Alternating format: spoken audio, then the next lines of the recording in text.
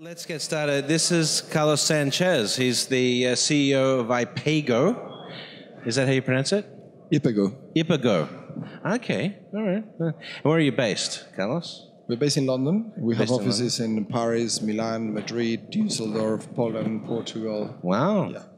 So tell me a bit more about the business and what you guys do, and let's give an introduction to the group before we talk about the strategy stuff.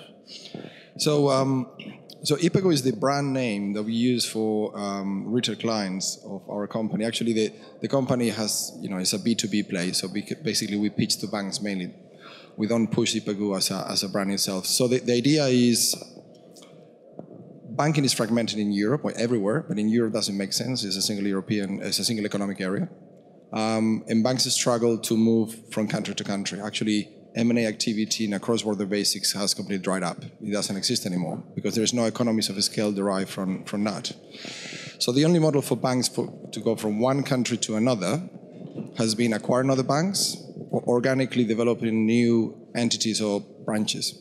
Both are extremely inefficient. And we know, for example, large banks like Barclays have pulled out from France, Spain, and Italy over the last 5 years as a result of being unable to make it profitable. So we want to solve that issue, and we came out with a model. We realized that the reason why that happens is because the banks is carrying along with him the balance sheet.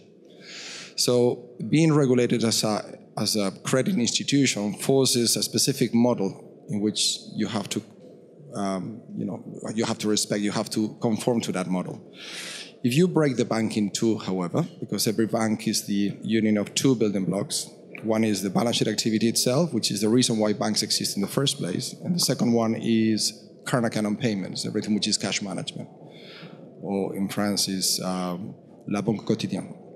So those two building blocks, if you break them one from another in different legal entities, and you put the cash management in one specific entity regulated in a different way, the geographical boundaries fall. So now that entity can expand in multiple countries. You can connect locally to payment systems in every country.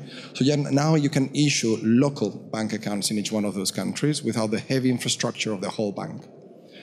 So we see the bank of the future being the union of these two building blocks, and that is what Ipagoo is. So Ipagoo is already available for retail clients, although it's not the purpose is to offer this in white label to other banks. We'll talk about this later.